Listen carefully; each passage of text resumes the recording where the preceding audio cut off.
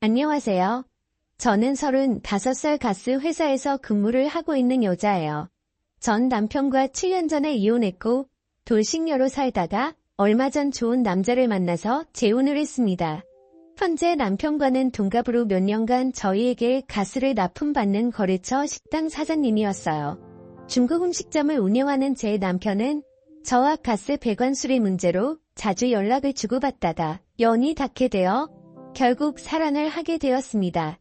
제 남편도 돌싱이었는데 이혼한 지 1년밖에 되질 않아 저와의 만남에 대해 오랫동안 고민한 듯 했지만 결국 저를 놓치기 싫다면서 그날로 저와 남편은 서로에게 사로잡혀버리고 말았네요. 아무래도 둘 다 아이가 없으니 크게 신경 쓰이는 건 없더라고요. 아무튼 그렇게 만남을 이어오던 중 한 번은 남편의 이혼 사유를 물어보니 술 기운을 빌려 괴로운 듯 말하더군요. 전 부인이 자신보다 10살이 어렸는데 결혼한 지 9년 정도가 되었을 때쯤 전 부인이 다른 남자와 바람이 난 걸 알게 되었는데 그런 사이를 오래 유지하고 있었다고 하더라고요. 그래서 자신과의 아이를 갖기 싫어했었던 걸 알게 되었답니다. 그런데 남편은 전 부인을 많이 사랑해서 웬만하면 가정을 지키고 싶어서 그런 모든 사실을 알고서도 억지로 참고 살았는데 집안 곳곳에 일부러 불륜 흔적을 남겨놓았다네요. 결국 더 이상은 못 참겠다 싶어서 이혼했다고 합니다. 그 말을 듣는데 진심으로 전 부인을 많이 사랑한 감정이 전해져 왔습니다. 사실 오래된 거래처 고객이다 보니 상품 홍보를 위해서 영업 직원과 몇 번 방문했던 터라 전 부인을 본 적이 있습니다. 두 사람이 얼마나 금술이 좋았는지 가게 안에는 아내와 같이 찍은 사진이 도배가 되어 있었고 가게 이름도 아내 이름을 따와 지을 정도로 각별한 부부의 모습을 봤었습니다. 그런 두 사람이 이혼을 하니 한 번씩은 다 수근수근거렸고 저도 그중 한 명이었죠. 그런데 그랬던 제가 이 남자와 사랑에 빠질 줄 누가 알았겠습니까? 제 남편은 빨개진 얼굴로 제 손을 잡으며 말하더군요. 내가 원래 해바라기 같은 년이 있어. 한번 마음 주면 정떼기 쉽지 않은데 이혼 이후로 유일하게 내 눈에 들어온 여자는 당신이라고 제게 고백을 했습니다. 새삼 심장이 쿵쾅대며 설레더군요. 진심인지는 모르겠으나 어쨌든 썩 듣기 나쁜 말은 아니어서 속아주는 셈치고 남편을 받아들이기로 했습니다. 남편은 연애 초반부터 지금까지 항상 달콤하고 부드러운 남자였습니다. 하나부터 열까지 저를 아기 다루듯 감싸주고 보호해 주었어요. 아마도 어린 여자와 살았기 때문에 이런 습관이 몸에 익었나 보다 했죠. 왠지 모르게 전 부인에게도 이렇게 있을 것 같다는 생각에 질투가 나더라고요. 그리고 전 부인 이름을 본따서 만든 가게의 상호명이 거슬렸던 저는 바꿔달라고 부탁했지만 남편은 가게 이미지와 홍보를 해둔 게 있기 때문에 바꾸긴 어렵겠다며 저를 설득하더군요. 제게 좋은 말로 웃으면서 얘기하는데 씁쓸했지만 남편의 말도 조금은 설득이 되었고 완고한 태도에 어쩔 수 없었습니다. 그렇게 남편과 저는 좋은 감정으로 만나다가 양가 부모님께 허락을 받았네요. 하지만 둘 다 재혼인 상황이어서 우선 혼인신고를 먼저 했고 결혼식은 조금 미루기로 했습니다. 결혼식만 안 올렸다 뿐이지 사실혼 관계였던 거죠. 혼인신고 이후 저는 남편 집으로 들어가 동거를 했고 이미 법적으로 부부였기 때문에 저는 그 남자의 아내로서 그리고 며느리로서의 삶을 살았습니다. 다시금 결혼 생활을 하면서 아내의 역할을 해보니 참 낯설더군요. 혼자 살던 습관에서 벗어나 누군가와 같이 하루를 맞이하고 끝내는 것은 익숙하지 않았습니다. 덜렁거리고 집안일을 한꺼번에 모아서 처리하는 저와는 다르게 남편은 매 순간 깔끔을 떨며 잠시라도 어질려져 있는 모습을 보는 것을 꺼려하는 깔끔한 성격이더라고요. 그렇지만 남편은 싫은 소리 한 번 하지 않으면서 크게 자상함으로 따뜻한 말을 건네주었어요. 여보, 힘들면 내가 할 테니까 그냥 당신은 당신 일만 봐. 어차피 내가 집안일 하려는 사람과 결혼한 게 아니고 사랑해서 결혼한 건데 당신이 스트레스 받는 거 싫어하며 든든하게 절 안아주니 예전에는 느껴본 적 없는 처음 느껴보는 남편의 따뜻함에 몸이 녹아내릴 지경이었습니다. 자상함은 갱이 코털만큼도 없던 전 남편과는 달리 저를 아껴주며 보듬어주며 곁을 지켜주고 시댁의 공격으로부터도 잘 지켜줬습니다. 어느 날 시댁에 갔는데 시아버지가 어디 며느리 음식 솜씨 한번 보자며 제게 저녁 식사를 차려보라고 했네요. 집안일은 쟁병이었던 저는 예상치 못한 미션에 우왕좌왕하다가 인터넷 요리 레시피를 보며 겨우겨우 재료를 파악해서 만들었습니다.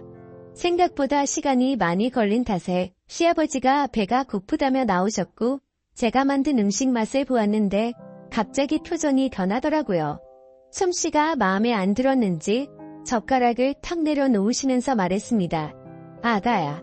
아니 참 내 마흔을 앞두고 있는 너한테 아가야라고 말하기도 참 별스럽구나. 나이를 먹었으면 음식 정도는 할 줄 알아야지. 음식을 업으로 삼는 사람 집안에 시집와서 남편한테 요리도 부려먹을 작정이냐고 말하더라고요. 옛날 아가는 어린 나이였으니 가르치면 된다라고 생각했는데 라고 중얼거렸습니다.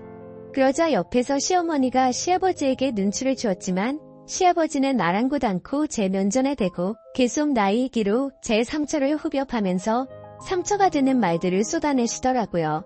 그걸 보다 못해 남편이 한마디 하더군요. 그만하세요, 아버지. 제 아내 앞에서 하실 말씀은 아니잖아요. 어딜 그딴 여자란 제 아내를 비교하세요? 아버지께서 2번 다시 이런 말씀하시면 앞으로 다시는 찾아오지 않을 겁니다. 라며 통쾌한 사이다를 날려주었는데 얼마나 고맙던지요. 저런 아버지 밑에서 어떻게 우리 남편 같은 아들이 태어났는지 그야말로 놀랄 노자였습니다. 남편이 이렇게 나오니 저도 더 잘해야지 하는 마음이 커지더라고요. 전 남편과의 이혼 사유가 시댁과의 갈등이었던지라 재발 방지 차원으로 저는 긴장을 늦추지 않고 건성으로나마 그냥 아버님 성격을 내내 맞춰드렸습니다. 어색한 분위기 속에서 저녁 식사를 마친 후 어머니는 틀어져 버린 부자 사이가 마음에 쓰이셨는지 술상을 봐오셨습니다. 시아버지와 남편은 잔을 주고받으며 얘기를 나눴고 저는 시어머니와 부엌에서 과일을 먹으며 얘기를 하던 도중 깜짝 놀랐습니다. 사실은 얼마 전 맏며느리였던 아이가 우리를 찾아오지 않았겠니? 라고 말하더라고요. 다시 우리 아들이랑 합치고 싶다면서 도와달라고 무릎까지 꿇고 간절하게 말했답니다. 시아버지가 맏며느리를 싹싹하고 애교가 많아서 많이 예뻐했었다고 말하시더군요. 그러면서 시어머니는 바란단 며느리 난 그렇게 용서가 안 되는데 니네 시아버지는 전혀 아랑치 않고 사람은 누구나 실수할 수 있는 법이라며 달래기 바쁘더라고 라고 시어머니께서 기띔을 해주시는데 어쩐지 식사 내내 저와 그 여자를 기교를 했던 거구나 싶었네요. 황당하고 불쾌해서 귀가 더러워지는 기분이었습니다. 바람은 실수고 음식 솜씨는 실수라고 봐주시기 어려웠던 건지 벼랑간 바람난 며느리 뭐 예쁘다고 기교질 해대나 싶었는데 이미 젖며느리의 수작질이 깔려 있었던 겁니다. 밤이 깊어가자 시부모님은 자고 가라고 제안하셨습니다만 저는 시아버지가 거북했죠. 그래서 저는 남편과 함께 집에 가겠다며 단칼에 거절했습니다. 저는 취한 남편을 대신해서 운전대를 잡았고 시부모님께 인사를 드린 후 차를 출발시키고 한참 주행하고 있는데 갑자기 남편이 속이 울렁거린다며 차를 잠시 세워보라고 하더군요. 남편은 내리자마자 속을 비워냈고 목이 마르다며 등을 두드리고 있던 제게 건너편 편의점에서 물 좀 사다 달라고 부탁했습니다. 저는 알겠다고 잠깐만 기다려보라고 말하고 편의점으로 가기 위해 파란불에 건널목을 건너던 찰나 브레이크를 밟는 소리와 동시에 그 자리에서 쓰러지고 말았습니다. 하필 신호를 지키지 않았던 차에 교통사고를 당하고 말았던 거죠. 남편은 술이 확 깼는지 놀라서 달려왔고 쓰러진 저는 병원에 실려가 온갖 검사를 마친 후에 입원을 하게 되었습니다. 의사 선생님께서는 다행히 심각한 건 아니지만 인대 쪽에 문제가 생겨 당분간 다리를 쓰긴 어렵다고 말하더군요. 답답해도 나중에 고생하지 않으려면 몇 달간만 잘 참으라고 했습니다. 그렇게 친정 시댁 식구들은 제가 교통사고를 당했다는 소리에 한달음에 달려오셨고 남편은 다 본인 탓이라며 그때 아내한테 물심부름만 시키지 않았으면 교통사고 나지 않았을 거라고 울면서 자책했습니다. 저는 오히려 그런 남편을 위로하며 나 괜찮다고 너무 걱정하지 말라고 얘기해 주었네요. 시아버지는 그 와중에서도 혀를 끌끌 차시며 시댁에서 자고 가라는 말을 안 들어서 벌받은 거라고 하시는데 대꾸할 힘도 없었던 저는 몸 아픈 것도 서러운 판국에 그마저도 꼭 참아내야만 했습니다. 남편은 그 후로 병원에서 먹고 자고 하며 전보다 몇 배로 제게 신경을 써주며 잘해줬습니다. 다리가 불편해서 밥도 제대로 못 챙겨 먹을까봐 손수 떠먹여주고 난 후에야 가게를 나갔고 하나부터 10까지 다 챙겨주더라고요. 남편이 허구한 날 씻겨주고 재워주고 먹여주니 정말로 아기가 된 느낌이었습니다. 저는 보험 때문에 우인실에 입원했는데 주위 사람들이 하나같이 신랑 너무 잘 만났다며 부러움을 샀어요. 일도 안 가고 남편과 깨소금을 풍기며 같이 있으니 오히려 더 행복한 나날이었습니다. 그러던 찰나 어느 날 남편이 퇴근을 하고 찾아와서 무거운 얼굴로 저를 바라보았습니다. 여보, 나 사실은 요새 가게 매출이 많이 떨어져서 지방에 계신 스승님을 좀 찾아 배워야 할 것 같아. 가서 신메뉴 개발 조언도 좀 얻고 여러 가지 방안도 연구할 겸 한 일주일 동안은 다녀와야 할 것 같은데 어떡하지? 그 말에 조금은 서운했지만 내색하지 않고 괜찮다고 잘 다녀오라고 했습니다. 어느 정도 다리도 많이 나았고 못 봤으면 거동도 할 만하다고 애써 웃어 보였어요. 남편은 제가 마음이 쓰였는지 떠나간 일주일 동안 저를 돌봐줄 친정엄마에게 용돈을 챙겨드렸고 의사와 간호사 선생님께도 잘 좀 봐달라는 얘기를 남겨 일주일 동안 출장을 가게 되었습니다. 매일같이 붙어있던 남편이 있다가 없으니까 허전하더라고요. 주위에 같이 입원한 환자들도 하나같이 신랑은 어디 갔냐고 찾았습니다. 저는 자초지종을 설명하고 틈만 나면 목소리라도 듣고 싶어 전화를 걸었지만 받질 않았고 몇 분 후 당분간 연락이 어려울 것 같다며 일 다 끝나고 연락하겠다고 제게 장문의 톡만 보내왔습니다. 이해는 하지만 남편의 긴저리가 컸던 저는 기분이 좀 그렇더라고요. 뭐 얼마나 바쁘길래 전화도 제대로 못하나 싶었습니다. 하루 이틀은 그래도 어떻게 버텼는데 3일 4일이 지나니 정말 보고 싶어서 도저히 못 버틸 지경이었습니다. 제가 이렇게 남편을 사랑하고 있는 줄 짧은 헤어짐으로 알게 되었네요. 그 사이 저는 담당 주치의에게 퇴원을 희망한다고 말을 하였고 의사도 퇴원을 해도 좋다고 허락을 받았습니다. 마침 남편이 돌아오기 하루 전날이라 오전쯤 퇴원 수속을 받고 집으로 갔죠. 그런데 뭔가 이상한 기운이 감돌았습니다. 거실에는 너저분하게 쌓여져 있는 병들이란 캔, 그리고 치워놓지 않은 마른 안주들이란 널브러져 있었고 부엌에는 반찬통이며 김치통이며 뚜껑이 열려진 상태로 방치되어 있었습니다. 안방에는 침구류가 흩어져 있었고 화장실은 쓰레기들이 굴러다녀 하수구가 막혀서 물조차 제대로 내려가지를 않더라고요. 분명 남편의 성격상 깔끔한 상태로 집안이 잘 정리되고 있을 줄만 알았는데 이게 어찌된 영문인지 알 수가 없었습니다. 저는 저를 케어해주시던 친정엄마와 함께 역한 냄새를 참아가며 불편한 몸을 이끌고 조금씩 청소를 시작했고 한참 고생을 해서 간신히 집 상태를 되돌려 놓을 수 있었습니다. 저는 석연찮은 마음을 뒤로 한 채 친정엄마를 돌려보냈고 혼자 침대에 누워 내일 올 남편을 깜짝 놀래켜주기 위해 이런저런 이벤트를 생각하고 있었는데 갑자기 새벽 2시쯤 도어락이 열리는 소리가 들리며 누군가가 들어오는 소리가 나더라고요. 잠이 들락 말락했던 저는 순간 정신이 확 들었고 숨을 죽이고는 잔뜩 겁을 먹은 채 힘들게 몸을 일으켜 조용히 방문 쪽으로 다가갔습니다. 자기야, 우리 집 이렇게 깨끗하게 청소하고 도망갔었나? 라는 여자 목소리가 들리더라고요. 문을 살짝 열고 봤더니 그 여자는 몇 년 전 제가 봤던 전 남편의 부인이었습니다. 순간적으로 너무 큰 충격을 받았고 도대체 왜 제 남편이 전 부인과 함께 우리 집으로 들어온 거지라는 생각과 동시에 가슴이 두근대기 시작했었죠. 즉각적으로 안 좋은 예감이 들었습니다. 전 부인이 땡질나게 시댁에 드나들더니 기어코 우리 남편을 유혹을 했나 싶어 숨이 막히는 기분이었습니다. 남편은 뭔가 꺼림칙했는지 주위를 둘러보는 듯 하다가 이내 방을 향해서 오더라고요. 저는 순간적으로 저도 모르게 장롱 속으로 일단 급하게 몸을 숨겼습니다. 이내 안반 불이 켜졌고 그토록 그리웠던 남편이 제 눈앞에 들어오더라고요. 그런데 표정이 너무 어두워져 있었고 제가 알던 남편이 맞는지 의심스러웠습니다. 이내 방을 둘러보더니 촉이 왔는지 어딘가로 전화를 걸더군요. 여보세요? 김미나 환자 보호자 되는 사람인데 혹시 김미나 씨 퇴원했나요? 라고 묻는데 심장이 쿵쾅쿵쾅 떨렸습니다. 남편의 어두운 표정을 보고 있으니 뭔가 제가 죄를 짓고 숨어 있는 건가 싶고 두렵더라고요.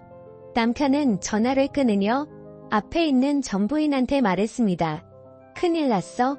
아무래도 우리 집 사람 퇴원한 것 같아. 집안 청소 싹 하고 집에 없는 걸 보니 친정에 간 것 같은데 너 이제 돌아가. 그리고 내 뜻대로 일주일 동안 이별 여행 다녀왔으니까 완전히 우린 끝난 거야. 알겠지? 라며 전부인의 어깨를 부여잡더라고요. 순간 판단력이 흐려지며 머리가 새하얗게 멍해졌습니다. 이별 여행? 이게 무슨 말인가요? 이별 여행이라니요. 다들 생각하듯이 남편은 일주일 동안 지방에 있는 스승님께 간다는 말은 거짓말이었습니다.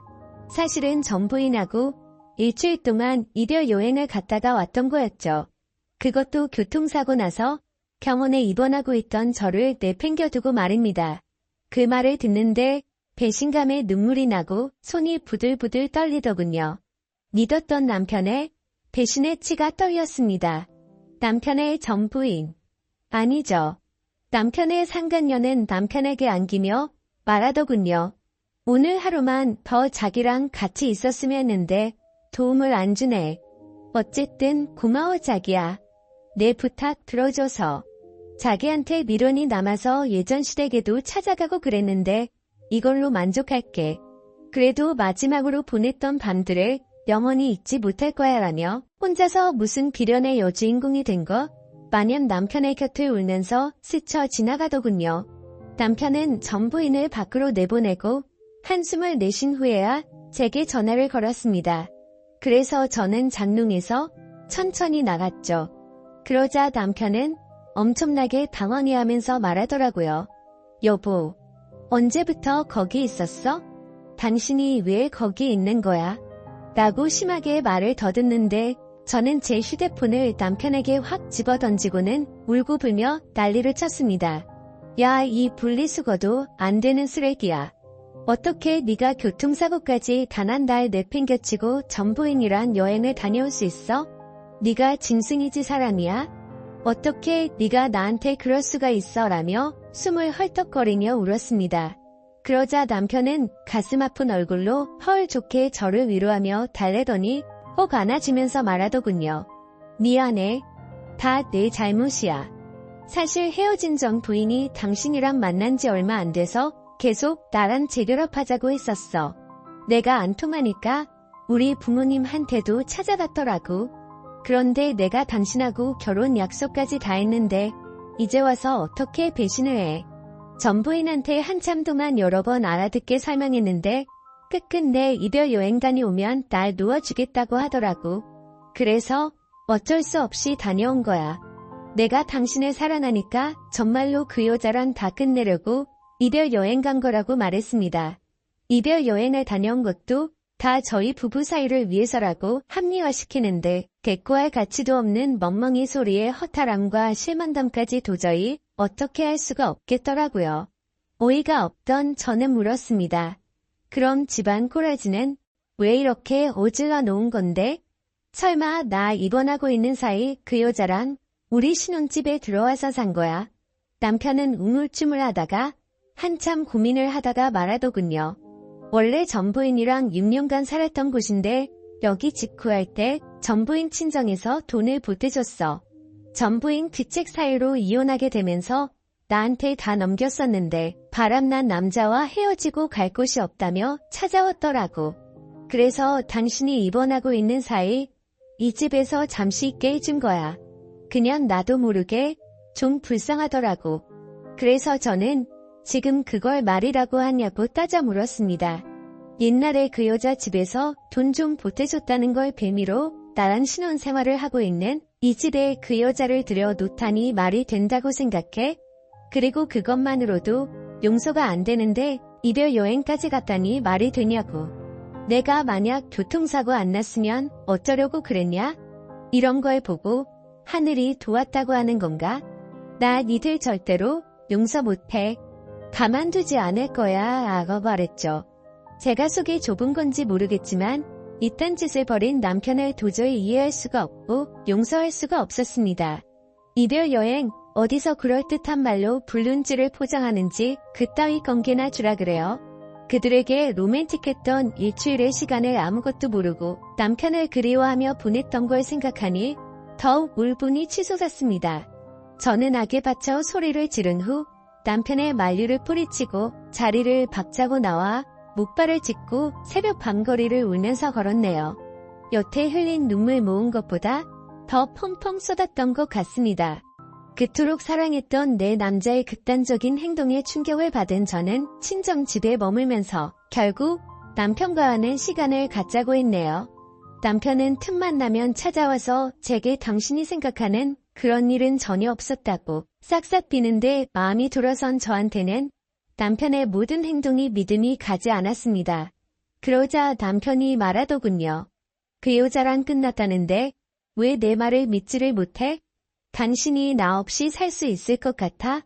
당신이 지금 날 못 믿고 이렇게 헤어지면 지금 나한테 이렇게 대한 걸 후회할 거고 그 여자처럼 날 다시 찾게 될 거야. 왜 여자들은 뻔한 행동을 계속하는지 모르겠네. 당신 나중에 그때 가서는 소용없어. 내 말 명심해. 그 뻔뻔한 말에 있는 점도 다 떨어지더라고요. 저는 결국 이혼을 감행했고 무턱대고 혼인신고를 빨리 한 탓에 빨간 줄만 하나 더 생겨버렸습니다. 남편이 그 이후로 어떻게 살고 있는지는 모르겠네요. 남편이 운영하던 중국집은 주인이 바뀌어 다른 사람이 운영하고 있었습니다. 여전히 예전 부인 이름을 딴 상호만 보면 그날의 충격이 떠올라 심장이 뛰고 기분이 나빠지네요. 어쨌든 저는 짧은 결혼 생활을 끝내고 싱글로서 삶을 살아가는데 역시 싱글의 삶이 제게는 제격이었습니다. 제 인생의 결혼은 2번 다시 없으리라 장담할 수 있어요. 대신 자유로운 연애는 실컷 하고 살게요. 이제는 결혼보다는 연애가 좋은 것 같습니다. 제 사연을 읽어주셔서 감사합니다.